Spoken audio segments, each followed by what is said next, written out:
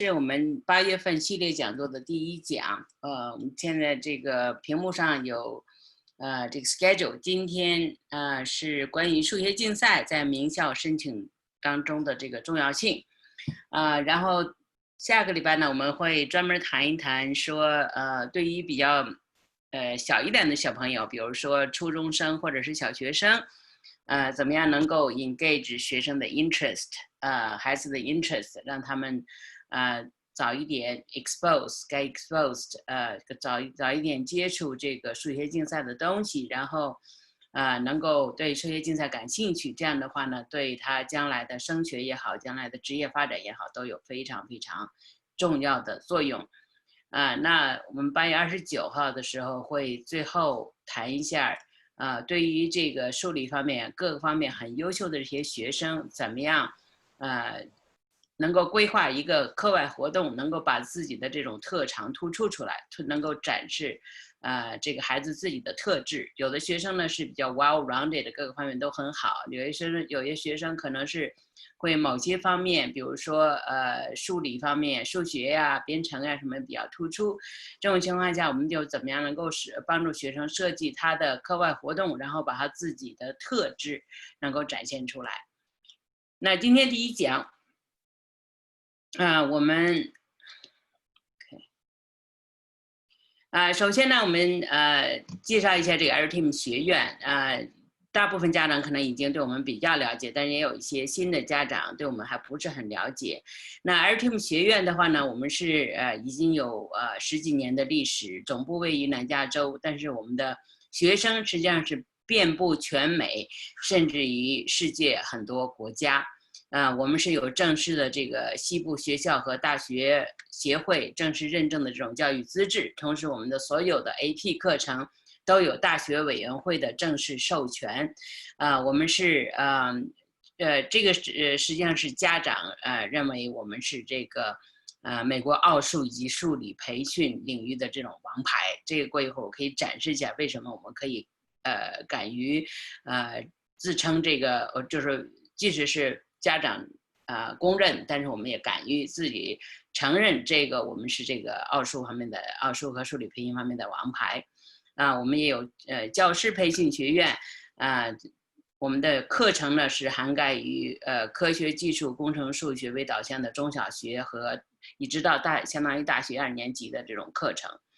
我们也有运营这个数学竞赛，包括ZIMO 智谋数学联盟大赛，还有这个大洛杉矶地区，我们和大洛杉矶地区的教育署合作的这个中小学数学竞赛。那我们的这个co-founder 之一也是我们的这个专管学术的这个校长，就是王峰博士。那他是中国第1届国际奥林匹克数学竞赛的国家队的成员。那他是在宾州州立大学拿到数学博士。长期以来就是参与到美国的这种数学竞赛领域的很多的方方面面。同时也参与这个科学大赛，做科学大赛的裁判。他曾经在 UC 系统的 UCLA 和 UCI 做过 faculty 数学的 faculty。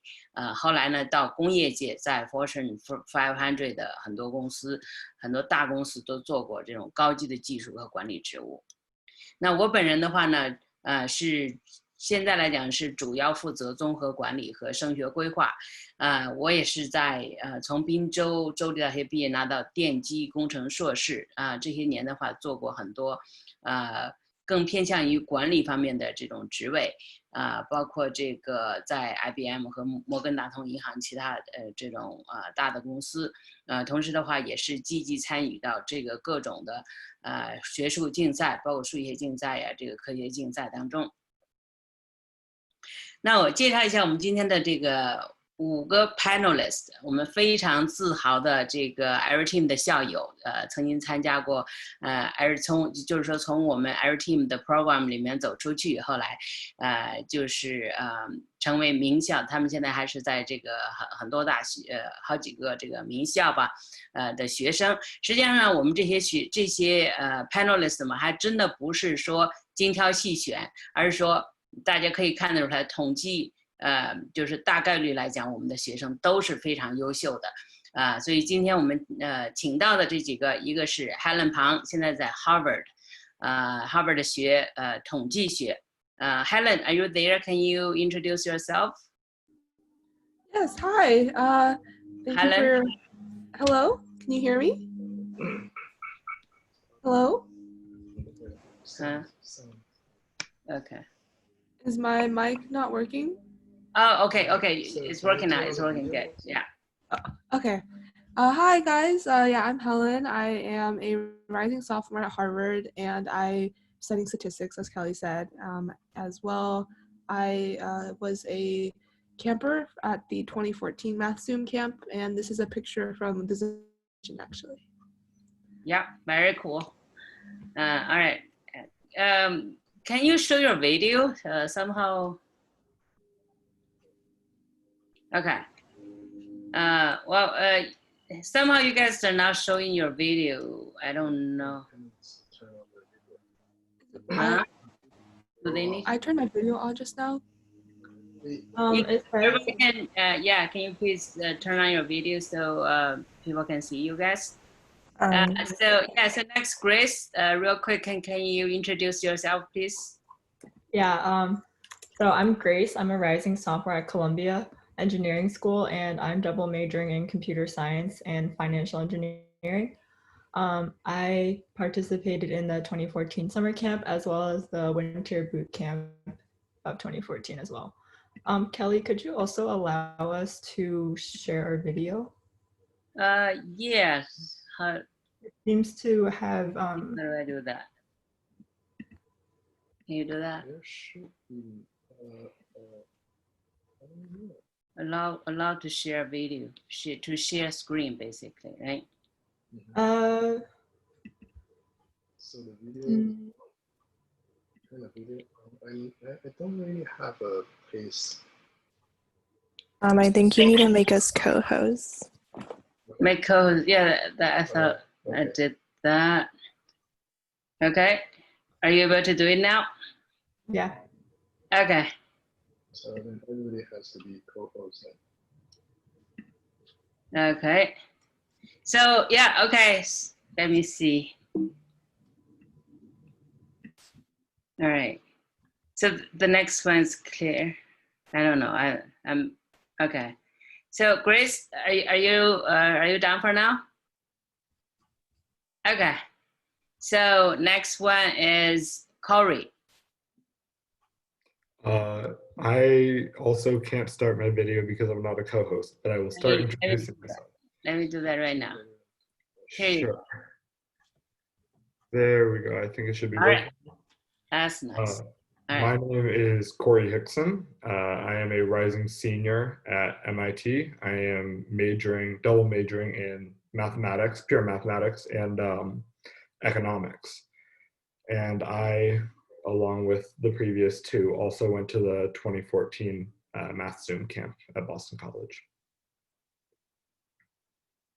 All right, so Cory, your picture will make people jealous.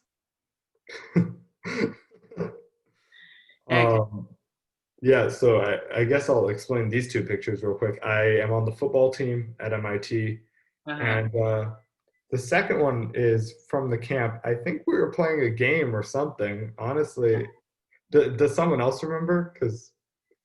But yeah, no, we were having a good time. All right, very good. Let's see, Claire, co-host. All right, so next one is Claire. Claire is. Hi. Yeah. Sorry. I think the slide is a little off, but I'm actually a rising. Yeah, I'm actually a rising junior at UPenn studying computer science. And yeah, sorry about that. Okay. All right. Next one, Jeannie. Let's do the same. Hi. Here you Hello. Hi, my name is Jeannie. I am a rising freshman at Berkeley. I'm planning on studying applied math and business. And business? Yes. Awesome, awesome. All right. Okay.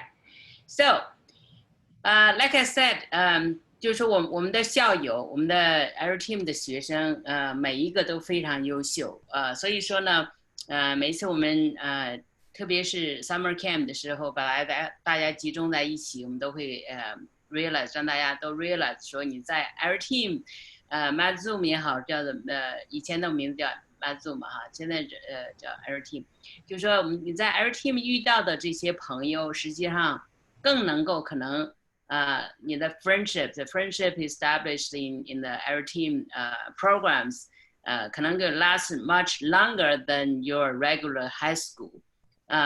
我想这个 panelists 都会同意这一点，因为在 high school 的话，可能学生各种各样的哈。程度也好 ，goal 他们的 goal 也是不一样，他们的 academic background， 他们的strengths everything 都是不一样的，可能 pursue 的career pursue 的这个方向都会不一样。但是你在 Areteam 遇到的这些朋友的话呢，大家都 usually share the same passion，share the same goal。所以的话，就像这几个学生，他们在这个 Areteam 的2014年左右的这个 program。参加 program 之后，他们的 friendship 实际上一直 last 到现在，我相信会 last 得更久。在大学里也好，或者是将来到了这个 professional 这个职业的这个领域之后，也是说大家能够互相network， 互相介绍各种机会，互相share 各种信息。所以的话呢，就是 Areteam 的这个校友也好，所以我们Areteam 现在的学生或者是将来的学生也好，都要 realize 说这是一个非常非常有用的一个 gold mine for you to network with other people. So that's why we're saying 我们现在以今天的讲座。今天的这个活动呢，作为我们 Areteam Alumni Association 的正式的那个成立的这个日期，所以的话呢，以后的所有的学生都 welcome 加入我们这个 network， 大家互相提供机会。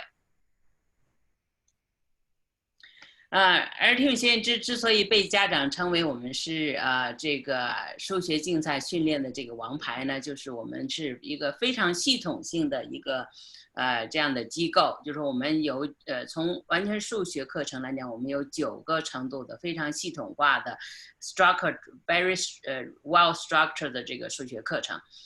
这个通过平时的话，通过线上的实时互动和视频自修，然后 summer 的时候呢，我们把学生都集中起来，但是今年是特殊情况，因为这个疫情的关系，我们没有办法把它集中在 physically 集中起来，但是我们也有这个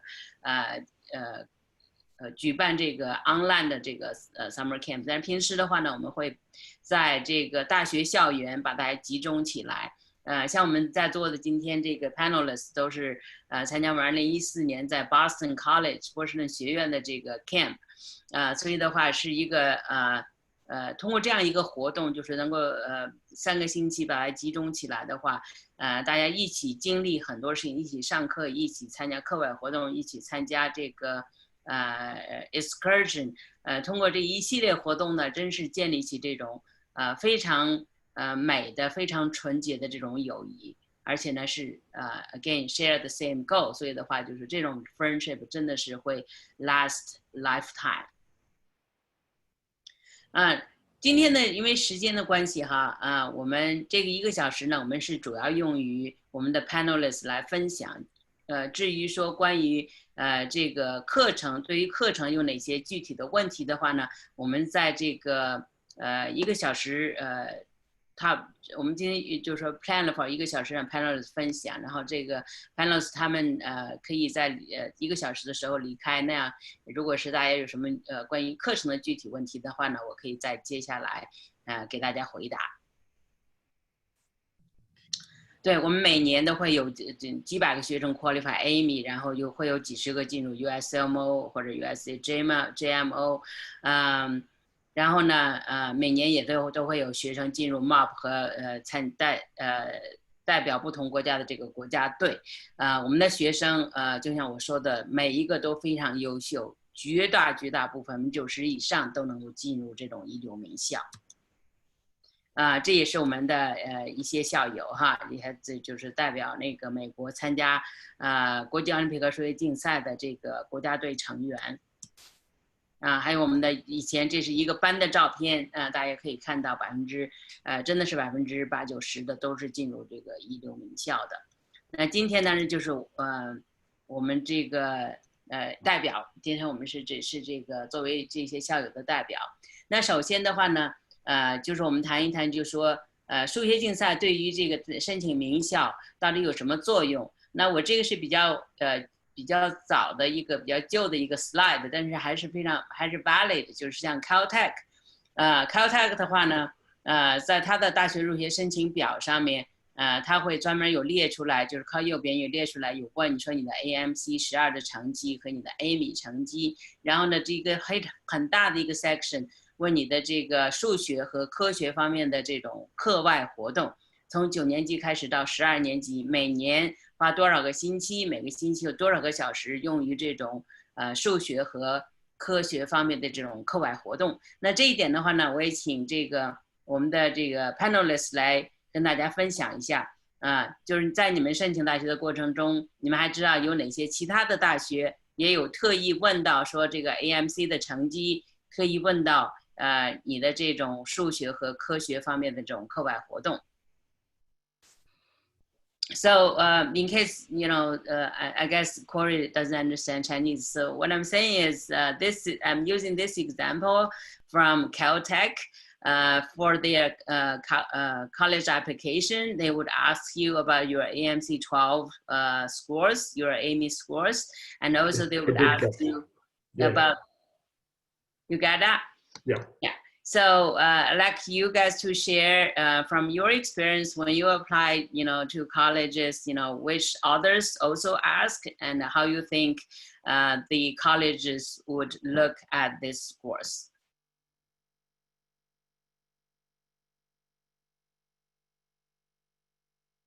I can start off. So Okay. I actually ED to Columbia, so I only had to do one application. But for the engineering school, so I see on the bottom it says Caltech research optional. A research abstract is actually required for the engineering school. So that is also something like that's like highly recommended in addition to all these like math competitions. Yeah. I just finished my college applications last year, so I think I have the best memory. So I remember MIT had a specific section asking. I also remember Brown had a supplemental asking about it. Yeah. And that's all that I can remember so far. I think those two are the two. Yeah, I also applied to MIT, and they also specifically have a section where you can list your AMC scores, the test date, and like your AMY scores and such. And so I think those are weighted, basically seen as like kind of a standardized test for math. Yeah, I would agree with that. And to bounce off of what Grace said about research, Harvard also does have a optional, I think MIT as well has an optimal research supplement. And for Harvard, at least, it's basically like a one-pager about what you did with research. And I think for me, that was something that definitely helped my application too. So yeah, that's definitely something that helped. Yeah. So I think Carnegie Mellon specifically asked about AMC scores. Even Yale as not necessarily specific for math and the science school, but they also ask about the AMC scores. So even some of them, like Stanford, even they don't directly ask, but the AMC scores and the math computation experience would help tremendously. Yeah. Yeah, I'll just jump in real quick and add one more thing. I obviously confirmed that MIT does ask for it, but in anticipation of this, I checked a number. So in 2011, I don't know what the numbers are now, but in 2011, an MIT admissions officer said that 20% of the applicants who make AMY get accepted. Now, I think that number's gone down a little bit, but that's still a drastic increase from the 7% general population. And I mean, if you can go beyond that, in 2011, if you made USAJMO or USAMO, it was 50%. And if you made MOP, then it was 80. Now, MOP is obviously extremely challenging to make, but if you work hard, I think USAMO is something that a lot of people could accomplish if they really dedicate themselves. And at least for MIT, which highly values competitions, that's very, very helpful in the admissions process. So I have this chart here， 就是关于这个 AMC 到底是有些家长可能还不是很了解啊。我发现就是还是经常需要做一些 education， 做一些科普，关于这个 AMC 是什么。那这张图的话呢，我会在那个微信群和那个电报群都会再重新发一下，然后应该是解释得很清楚了。到时候在这儿我们就不花时间多解释了，这是关于 AMC 怎么样晋级的这个一个图。那ZIMO 的话呢，ZIMO 实际上是就是说在AMC 和我们是总结了在 AMC 啊 MassCounts。ARMOR 一些其他的竞赛的基础上，develop 这个 ZIMO competition。我们在座的这个 panelists， 我们在这个summer camp 的 at the end， 我们都会举办这个 ZIMO competition， 他们都是有亲身的体验。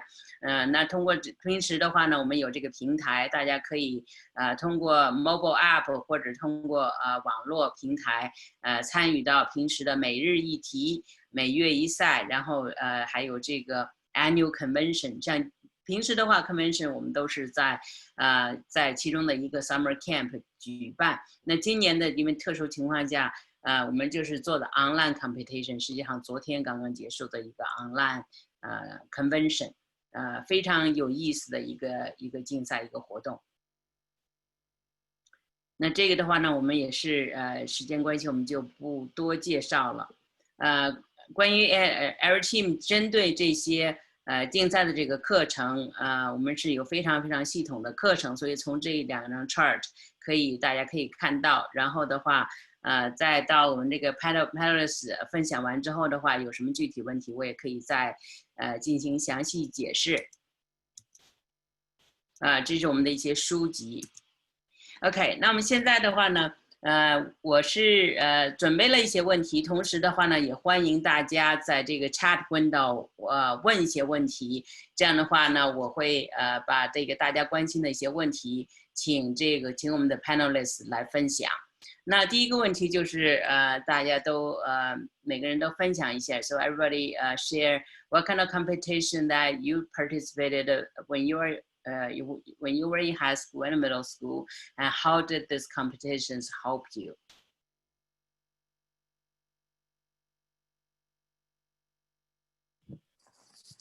I'll start. So in middle school, I participated in math counts and mu alpha theta competitions mainly.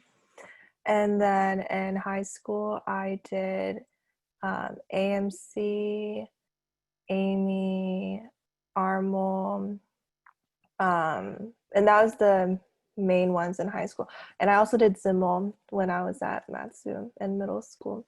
And they were helpful because they helped me learn how to think in different ways to solve problems, and they helped me think analytically and more complex, and that helped me in high school too. So I figure a good place for me to jump in is after Jeannie, because we're both from Florida, and she just mentioned something called mu alpha theta that doesn't really exist in most of the country. It's just a math circuit that's mostly in the South. And I did a lot of mu alpha theta in middle school and high school.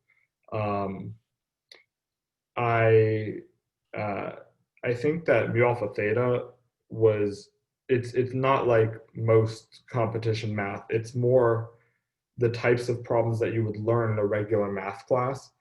So I would say that there's a huge difference between that and things like AMC, AME, ARML, HMMT, CMIMC, ZIML, where it's actually problem solving and critical thinking, and it teaches you how to do something that is actually useful and helps you advance the way that you think so that you can tackle problems, whether it be in mathematics or in other areas of STEM or even in life in general. I also did all the competitions I just said, along with math counts, as Jeannie also said. But I do think that that's a really big point with the critical thinking and learning how to be a creative problem solver, because a lot of times that's the difference between getting completely stuck on a problem that seems impossible and finding a really elegant solution in math or otherwise. Yeah, and I'd like to add on to that because I'm also from the South. I'm from South Carolina. So I also did similar competitions. I was in the same ARML region as both Jeannie and Cory. And I also participated in like some just statewide math competitions along with the national ones they mentioned, like math counts and AMC, ARML. And one important thing I wanted to note was that in my college level courses for computer science, a lot of computer science is based off of discrete math. And you actually do a lot of that kind of coursework with these math competitions, specifically with like combinatorics type problems. So having that background doing math competitions and like already knowing a lot of how to solve combinatorics problems, the methods, and also tricks to solving the problems, it really helped me a lot in my college level discrete math course. Yeah, to go on the same sort of line as Claire, so I did basically the same competitions that everyone has listed already. Nothing to add to that, but another way that they're also very useful is for like, there's internships in quantitative finance and like careers in those fields as well, but a lot of like interviews that are more like math and quantitative based have a lot of basis in competition math. So if you've done competition math, you're a lot more prepared for those interviews. Obviously you won't want to study more, but it gives you a really good foundation for internship search in the future, in coding if you do that, or in math based fields. Yeah, so same competitions. In high school, I actually didn't participate in as many math competitions as I did in middle school. I started to do more science competitions, such as Science Olympiad, F=MA, and having done like math competitions in middle school and the beginning of high school really prepared me for those other competitions. The problem solving skills you learn are like interdisciplinary, apply them to all STEM, and really helped me with problem solving. The pressure is quite the same in all those situations. And as you said, like those problem solving things, as Helen said, like those things will appear in like interviews, technical interviews. Like they'll like ask you these like mind-bending questions, and you really just have to think creatively, just like as you do in those math competitions. Yeah, these technical questions for interviews are a really big deal, and they baffle a lot of very bright people, and having the background in competition math is huge. At MIT, a new club is being founded right now. It's undergraduate students in mathematics and investment. And actually, as part of creating that club, they created a special position on the board just to train people for technical interviews, which I will be filling for this year. But basically all I'm going to be doing is talking about the same type of stuff that you learn for math competitions, the discrete math that Claire mentioned. And I mean, the probability, there's a lot of probability in these, but it's the background in math competition actually becomes so applicable to quantitative finance and finance analytics that it's unbelievable. Awesome. Yeah, those are very good points.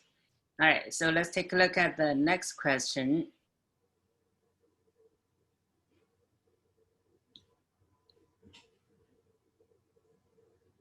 Difficulty. I think that's a really big one.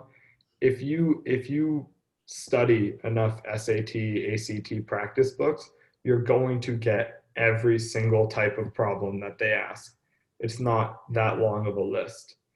And not that getting an 800 on SAT or 36 on the ACT in math is necessarily easy, but it does get to a point where after a certain level, it's very basic. However, with math competitions, like we talked about before, there's the creative problem solving aspect. And so I help write problems for HMMT, and one of the biggest things that we try to do is focus on creating problems that are unlike problems that we've ever seen before. And you have to be really creative and find a clever way around some obstacle in order to solve the problem.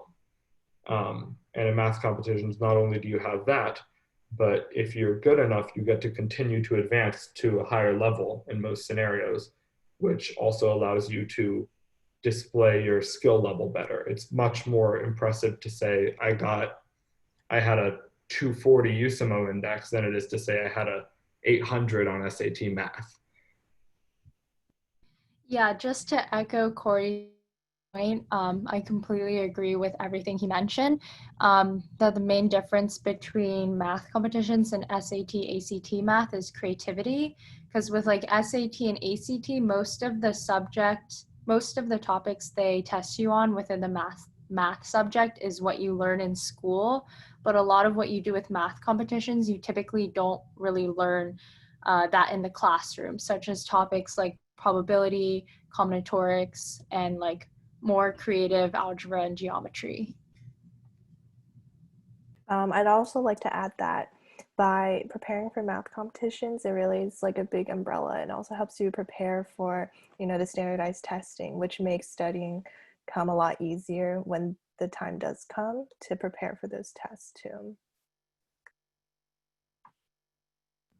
这个呢，我来总结一下哈，因为之所以问这个 question， 是因为有的家长呢，他没有 realize 说这个数学竞赛跟这个 SAT、ACT 有什么区别。他们认为就是 SAT、ACT 的话，你是有好多学生就是花整个 summer 来准备 SAT、ACT， 实际上呢，对于我们这些参加竞赛训练的这些学生呢，他们学的东西 well beyond 这个 SAT、ACT 的要求。实际上通过这个 math computation 的这种 training 之后呢，SAT、ACT 基本上你不用花太多时间去准备。大家是不是 agree? Do you guys agree? You don't have to, spend a lot of time. But some people do spend a lot of time to prepare for SAT、ACT. But actually, 就是说你参加这种竞赛 level 的这种 problem solving training， 是这种一石二鸟的这种作用。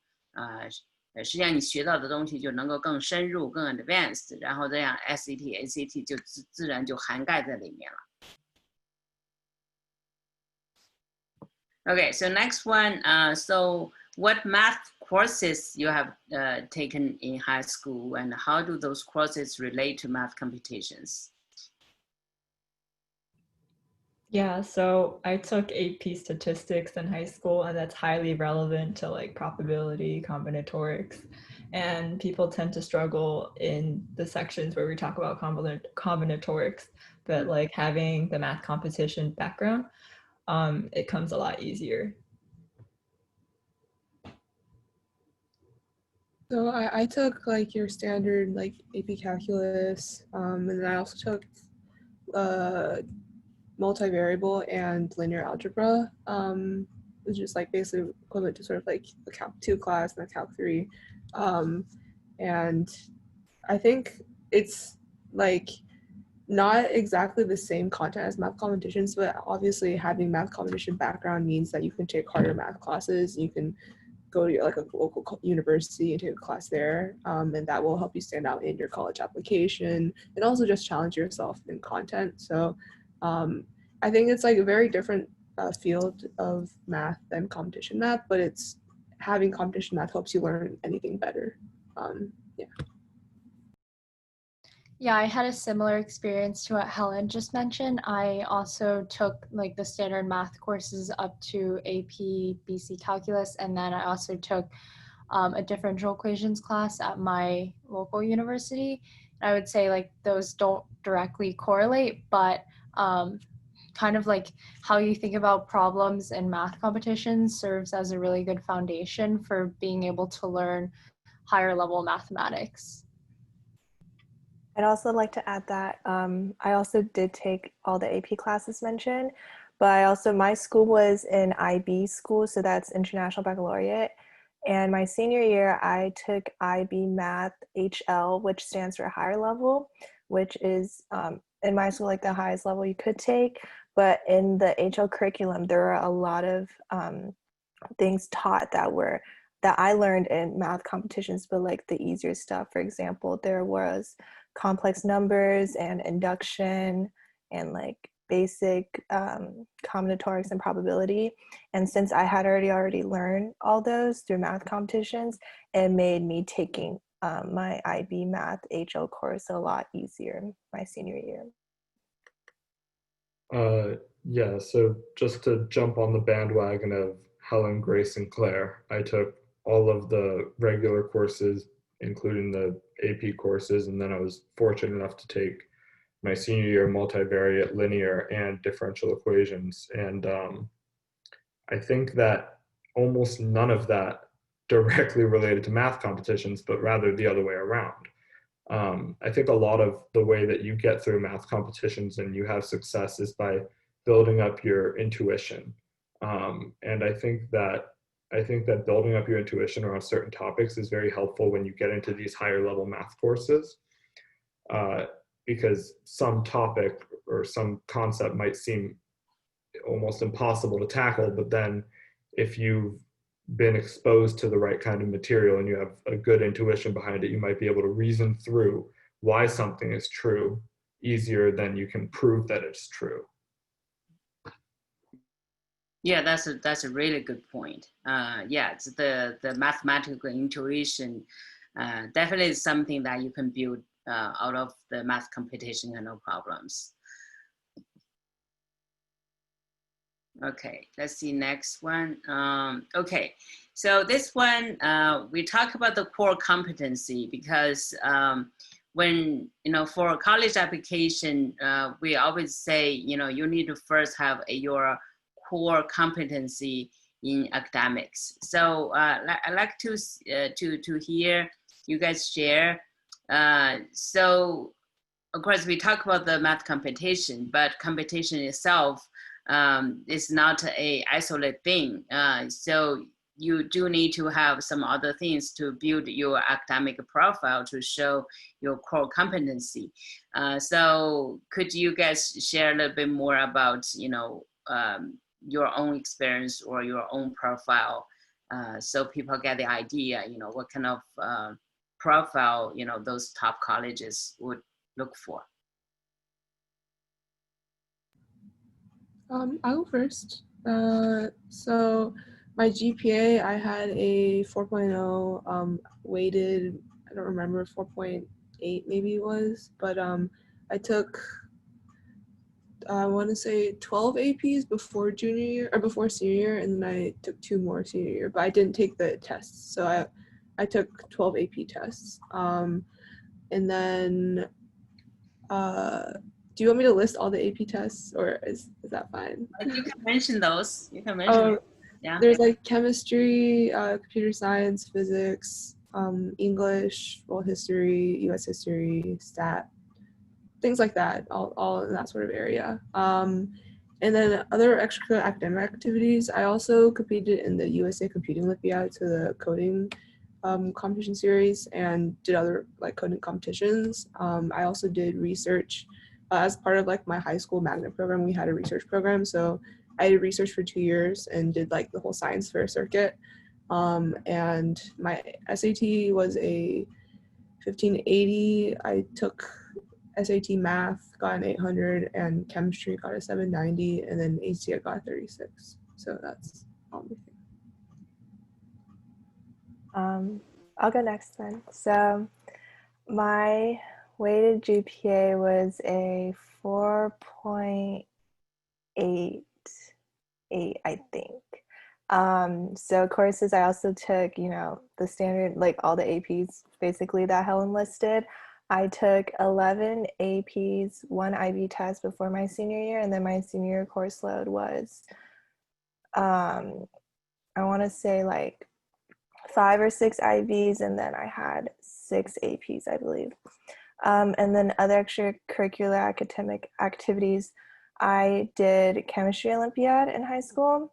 I was also part of my state, so Florida had a student math association where that's how we were able to compete for our own stuff. So I was the Region 2 coordinator, so that was the northeast part of Florida. So I was kind of in charge of that part for 2 years. And then I did a lot of summer math programs in addition to Math Zoom. So Math Zoom actually kind of propelled me to start going to more summer math programs, because after Math Zoom, I really enjoyed the programs. So after Math Zoom, I went to like MathPath, Awesome Math, those things. And then in high school, I went to Ross, and I also went to Stanford's math camp. And then for my SAT and ACT, I had a 1530 SAT, and then an 800 SAT math subject, a 780 SAT chemistry subject, and a 36 ACT. Yeah, and that's it.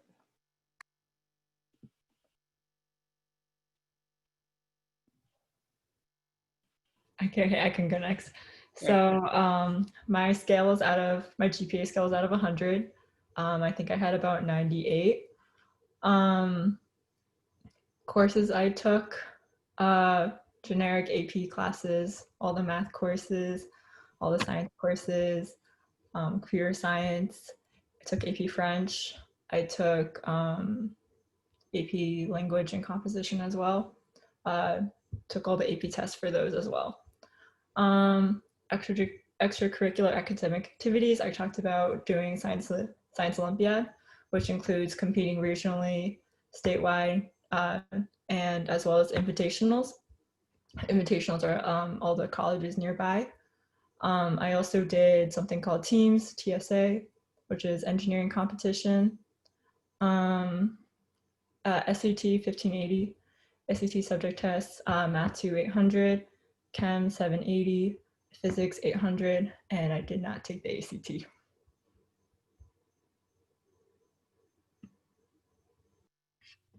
I can go next. So my scale was out of a 5.0 and my weighted GPA was a 4.7. For the courses I took in high school, I tried to take as many AP courses as my school offered, and pretty much the standard AP courses that were already mentioned, like for math, AP statistics and AP BC Calc. For science, AP chemistry, AP biology, AP computer science, AP environmental science, and then all the humanities APs like history and both AP literature and AP language and composition. And then my senior year, I took a course at my local university. And then in terms of extracurricular activities, my main extracurricular activity was my community service work. So I started like a math program at my local middle school, since where I'm from, a lot of people don't really participate in math extracurricular activities. And there aren't that many opportunities for math. So I would hold like bi-weekly meetings at my local middle school. And I think that helped my profile a lot. And then I was also really involved in mock trial with my high school, and also the math team at my high school, and then also like our all states math team, so our statewide math team. And I also participated in sports, so I did gymnastics and tumbling in high school. And then in terms of SAT, my SAT was a 1540. I think I got an 800 math and then 760 reading. And then SAT subject test, I did the math 2 and I got an 800, and then I self-studied for the physics subject test, and I got a 760, and then my ACT was a 35. So I guess I'll preface my answer by saying I spread myself very, very thin in high school. And if I could go back, I would tell myself to focus on what I was doing a little more. But my unweighted GPA was not great. It was like a 3.65. My weighted was a 4.34 because I took 17 or 18 APs along with a couple independent studies. As far as extracurricular activities, I was on the varsity football team for 5 years, varsity track and field for 2 years. I was the captain of our quiz bowl team, president of the math team, president of the Spanish club. And I think there was something else, but I think that me not being able to remember everything easily is an indication that I probably should have focused a little more in what I was specifically interested in so that I could push that narrative of what was most important to me. But as far as SAT, it's been a few years. I think I got a 2390 because I missed a vocabulary question, which haunts me to this day. SAT subject tests, I took 4. I took Math 2, 800, Spanish, 800, Chem, 760, and Physics, which frankly, I don't really remember what I got, but it was somewhere in the range of Chem, 760, 770. And I did not take the ACT. Okay, that's very good. Yeah, Cory brought up a very good point. A lot of high school students, 很多这个高中生，真的是 spread too thin. They take like Cory, that's kind of like crazy. 17, 18 APs. That's a lot. So let me ask you, were you able to transfer some of the credits to college? Does MIT take any of those AP courses? MIT is not super generous with credit. So if you get a 5 on AP/BC Calc, you can skip Calc 1 at MIT, our introductory math class. If you get a 5 on AP Micro and Macro Econ, and you take a class at MIT, then you can petition to have another class credited also. And if you get a 5 on AP Physics C and AP for both mechanics and E&M, then you get to skip the mechanics class. But other than that, MIT doesn't give much at all, so I did not get to skip many classes. Okay, how about other colleges? Well, for Berkeley, they were pretty generous for me. I could skip Calc 1 and 2 because of a 5 in AP BC and AP AB. And then I got my history credit done because of my 5 in US history. And then I think I also got another like humanities credit, possibly. I don't really remember. And then depending on your major, so if you were like a chemistry major or an engineering major, if you got a 5 in Physics C, you could also get rid of the introductory courses. For me, I got, if you get a 5 in AP language or if you get a 5 in AP Lang, you can get rid of the first reading requirement. And then if you get a 5 in AP literature, you can get rid of the second reading requirement. Or if you get a 5 or above in the IB, which is what I did. So I got a 5 in my IB English. So I got rid of both the reading requirements. So that's my experience with Berkeley. So actually at Harvard, now you can't use AP credits to do anything except for like place into higher classes. I think my year is the last year that you can use AP credits to graduate a year early or get a 4th year master's. But now the 4th year master's will still be available, but I don't think AP credits even matter with getting exempt for stuff. So you really can only use it to place into higher classes for like probably like math and then language, I think is the only two. But the good thing is there for our language requirement, you can use AP Spanish or AP French to test out of the language class. I think that's about it though. At Penn, you can get credit for the introductory calculus course if you get a 5 in AP BC Calc, and then you can also get credit for the introductory physics courses along with their labs if you get a 5 on AP Physics C Mechanics and a 5 on AP Physics C E&M. And then that's about it in terms of getting credit for classes, but if you get a 5 on some other AP courses, you can just place into higher classes. Yeah. Yeah, so for Columbia, most of the stuff is also, all the APs just go to placement mostly. We can get rid of requirements, but I don't believe they go to credit.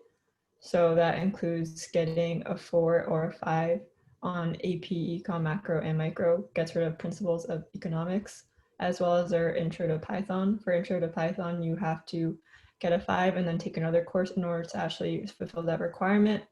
For chemistry, they look at your score, and then you also have to take a placement test. And for multivariable calculus, you have to have a 5, and if not, you have to take a placement test as well. So usually used for placement tests. All right, that's good. That's very good information to know for the students still in high school, so that they can plan out their courses, what they can be used later on, right, in college. So now we talk about, since everybody sounds like a super student, Superman, Supergirl, you did so much. I'm sure, the current high schoolers are also struggling with, juggling with so many things going on in their lives, makes everybody stressed out. And also, people start to talk more and more about mental health. So if you go back to high school again, you restart, your life in high school again. So what do you advise, people say less is more. So you don't want to get your hands everywhere, but you probably pick a few to focus on. And so what would be your, advices for the, current high school students? So I would say, what's really important is to be able to craft a narrative about like who you are as a student and like what are your interests, because at the end of the day, these admissions officers are trying to build a diverse class in terms of like academic interests, but also extracurricular interests. So specifically with extracurricular interests, they want to be able to see like who will you be on campus, like what clubs would you participate in outside of classes. So I think being able to outline your interests and your passions in a very clear way is very important. So I would say maybe focus more on less activities, but make those activities ones that you're actually very interested about. For me, some advice I would give, especially when college application time comes, is to really focus on, expressing yourself to the admissions officers and not trying to make yourself seem like what you think they want to see, if that makes sense. Like, I'm sure a lot of people have given that advice, don't write towards the admissions officers, but really write for yourself, because I think that's the best way to, present yourself and to make yourself seem like the best candidate towards these colleges.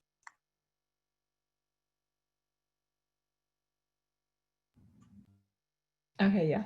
So for me, if I would go back and tell myself something from the beginning of high school, I'd probably tell myself to do what I like and probably push at it as much as I wanted to. In addition to Science Olympiad and teams, I also dance a lot outside of school. I did ballet and Chinese traditional dance, and that was something I really enjoyed, and as a result was a stress reliever for me as well. So again, like exercise, endorphins, let the stress out. But it ended up like really helping me in the long process, because for my profile, it was someone you could see, someone who dances and someone who also is super into STEM, and like having something like a unique profile is really important.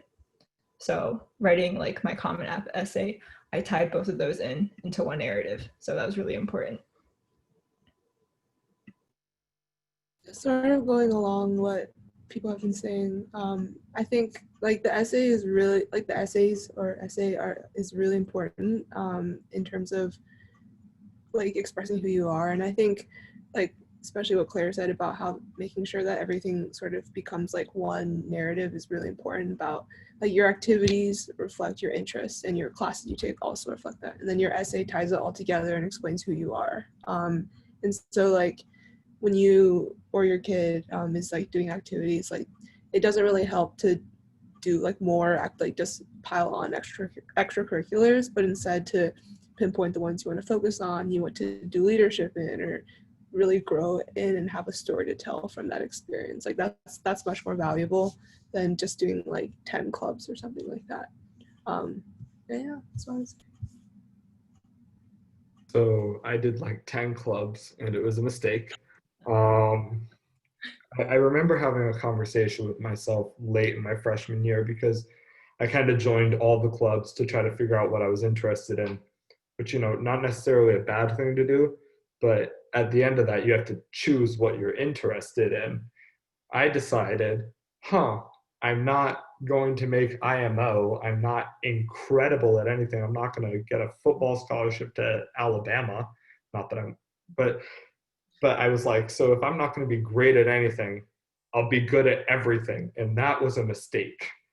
What I should have said was, if I'm not going to be the best at one thing, I'll be good at the things that are important to me.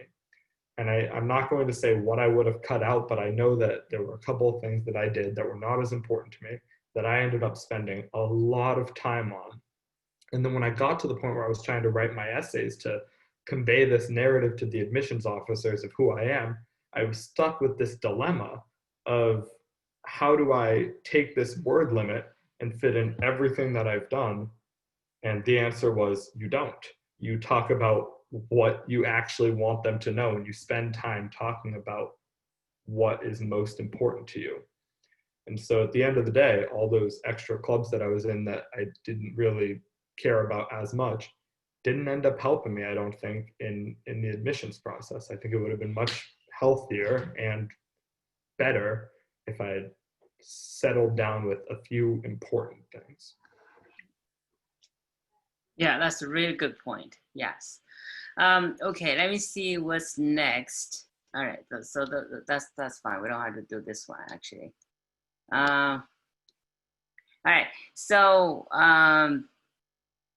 time is almost up. Let's see if we have any questions from the audience. Do we have questions? No, we don't actually have any questions from the audience. All right, so let me ask one more thing real quick. So since a lot of our audience are parents, so parents, I guess most nervous, even more nervous than students. So if you give away one sentence advice to the parents, what would you say?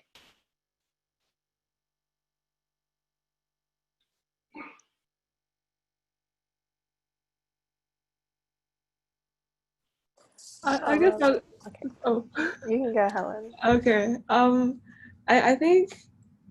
I guess I would say, I mean, I don't know if it's really my place to say anything, so take it with a grain of salt as you are the parent. But I think a lot of it is like, you should definitely like motivate your kids to work hard, because I think there's a lot of times when we get lazy and unmotivated. But I think there's also like you have to really listen to them and sort of help them like figure out what they really want and help provide them the resources like to like drive their passion, but like don't push them into a corner, but push them forward, not in one direction. Yeah, I agree with Helen. I was going to say something similar. Like, I think it's very important to support your child in whatever they want to do, but do trust them, trust that they'll make the right decisions and trust that they will pursue what makes them happy. Because at the end of the day, you know, it's not like colleges can see right through an application when it's just, you know, very curated and very cookie cutter and everything. But you know, if a student is able to show them their real self and like what they're truly passionate about with the parent support behind them, I think that's better than anything that you could do.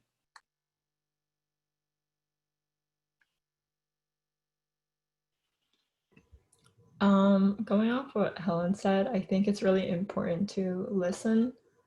I think throughout high school, due to stress, there might be like strains between the student or your child and parents sometimes just due to stress.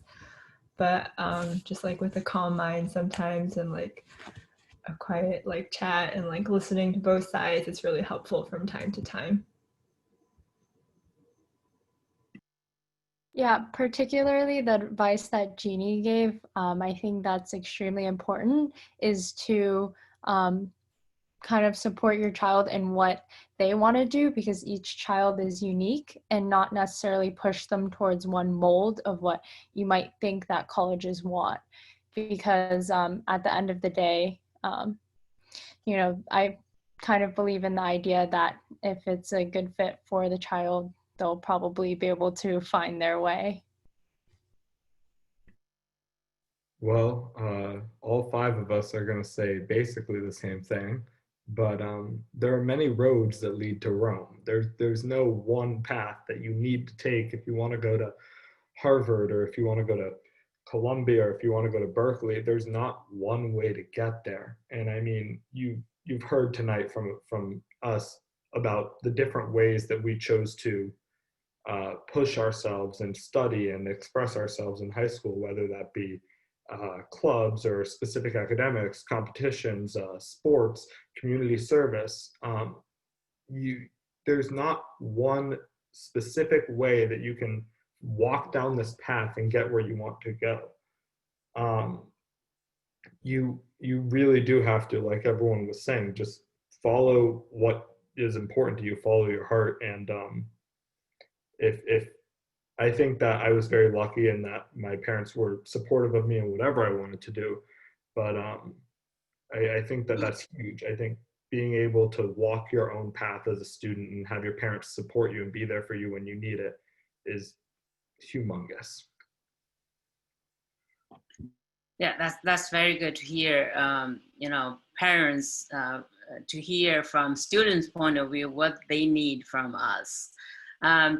So 那今天的时间也到了，那我们那个 panelist discussion 就到这儿。那我们下个礼拜呢会继续讨论说，怎么样帮助孩子在 early on， 在 like you know elementary school, middle school to start to develop interest in math, so that they can build a solid foundation for future pursuits.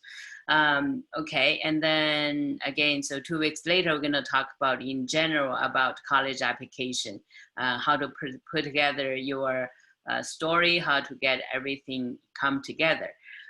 So 那今天我们就到这儿。那这个 panelists, you guys feel free to leave. Thank you so much for coming, for participating, and I'll stay a little bit longer if somebody have specific questions about our courses, classes. All right. Thank you. Bye. Everyone. Bye-bye. Thank you. Thank you.